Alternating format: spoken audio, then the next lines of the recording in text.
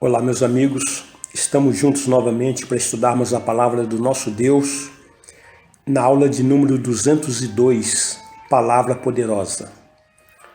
Louvado para todo sempre seja o nome do nosso Senhor Jesus Cristo. Através do Instituto Superior Formação de Guerreiros, vamos estudar juntos a palavra do nosso Deus.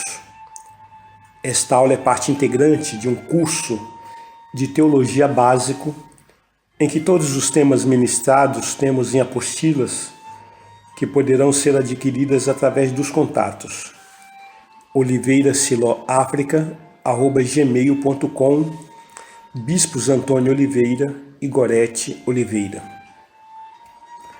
Tomamos uma passagem que está escrita na segunda carta aos Coríntios, no capítulo 6, versículos 14 a 18, que nos revela o seguinte: Não vos ponhais em jugo desigual com os incrédulos, porquanto que sociedade pode haver entre a justiça e a iniquidade? Ou que comunhão da luz com as trevas? Que harmonia entre Cristo e o maligno? Ou que união do crente com o incrédulo? Que ligação há entre o santuário de Deus e os ídolos? Porque nós somos santuários do Deus vivente, como ele próprio disse: habitarei e andarei entre eles, serei o seu Deus e eles serão o meu povo. Por isso, retirai-vos do meio deles, separai-vos, diz o Senhor. Não toqueis em coisas imundas ou impuras, e eu vos receberei. Serei vosso Pai, e vós sereis para mim filhos e filhas, diz o Senhor Todo-Poderoso. Percebemos, amados, nessa passagem, que o apóstolo Paulo, evidentemente pelo Espírito Santo, está nos alertando e nos chamando a atenção para que não venhamos a fazer sociedades com pessoas incrédulas, com pessoas que não servem o mesmo Deus, que não adoram o mesmo Deus. Então nós devemos evitar, devemos atentar para essa situação, que qualquer relacionamento de pacto, de contrato, de acordo que venhamos a fazer com aqueles que não professam o mesmo Deus, não professam a mesma fé, nós não podemos ter comunhão com essas pessoas.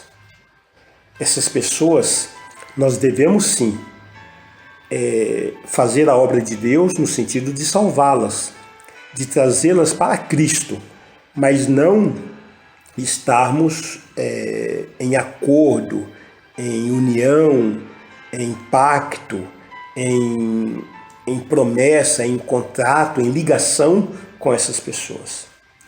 Então, nós precisamos entender que o reino de Deus é muito maior do que as nossas expectativas. E que o reino de Deus é um mundo de possibilidades. Não há necessidade de estarmos fazendo sociedade, não há necessidade de estarmos mantendo comunhão, não há necessidade de estarmos fazendo acordo, pactos, andando com pessoas que não servem, não adoram o mesmo Deus. A palavra que nós estamos ministrando nessas aulas diz respeito à libertação financeira 1, que é o tema que estamos abordando dentro dessa abordagem. Estamos falando sobre a soberania de Deus. E na soberania de Deus, começamos a falar sobre a condição de que Deus fala. Então Deus fala de muitas vezes, Deus fala de muitas maneiras, né? Inclusive através dos sonhos, que a última aula nós falamos bastante sobre isso. E entendemos que Deus dá direção. Temos uma passagem no livro de Josué, capítulo 7, no versículo 13 até o 15, que diz: Chegando, pois, Gideão Eis que certo homem estava contando um sonho ao seu companheiro e disse: tive um sonho. Eis que um pão de cevada rodava contra o arraial dos midianitas e deu de encontro à tenda do comandante, de maneira que esta caiu e se virou de cima para baixo e ficou assim estendida. Respondeu-lhe o companheiro e disse: não é isto outra coisa senão a espada de Gideão, filho de Joás, homem israelita. Nas mãos dele entregou Deus os midianitas e todo este arraial. Tendo ouvido Gideão contar esse sonho e o seu significado, adorou. E tornou ao arraial de Israel e disse: levantai-vos, porque o Senhor entregou o arraial dos midianitas nas vossas mãos. Percebemos aqui claramente que o Senhor nos dá direção. O Senhor fala conosco através de sonhos, nos dando direção daquilo que nós devemos fazer. Então, precisamos estar muito atentos à palavra de Deus, à voz de Deus, que vem inclusive através de sonhos. Entendemos também que existe uma intensidade de preocupação. Por exemplo, no profeta Daniel, no capítulo 2, versículos 1 até o 4, nós encontramos estas palavras.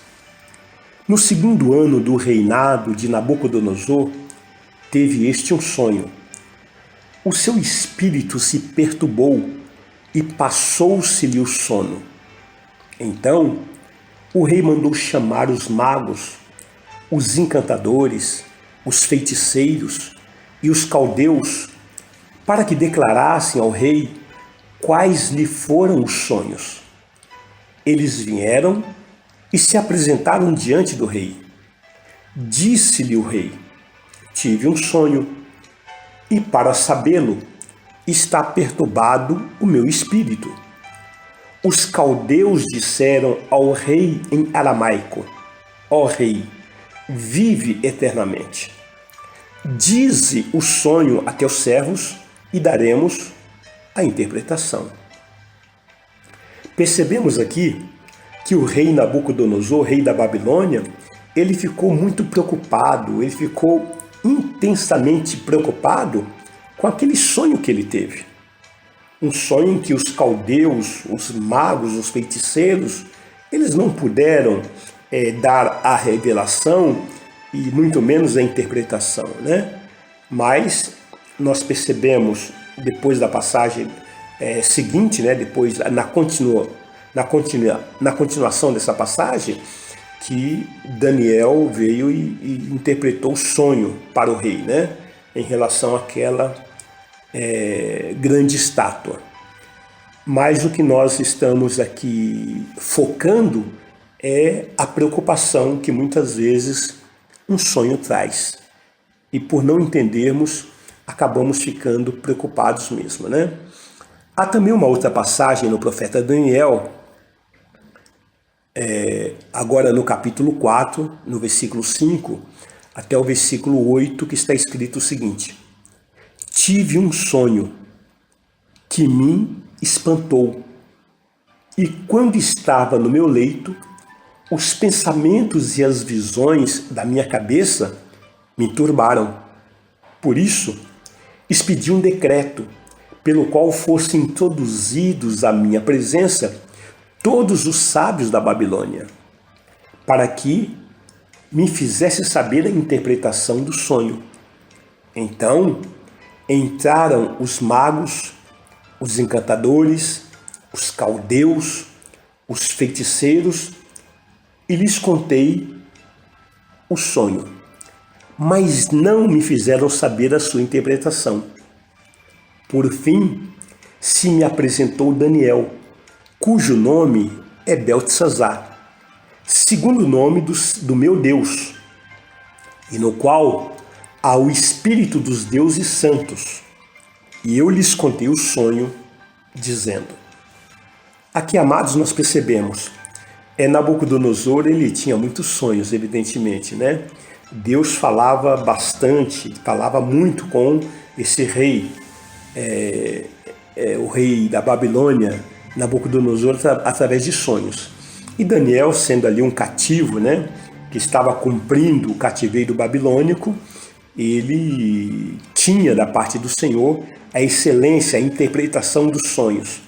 Isso nós já vemos relatado logo no capítulo 1 de Daniel.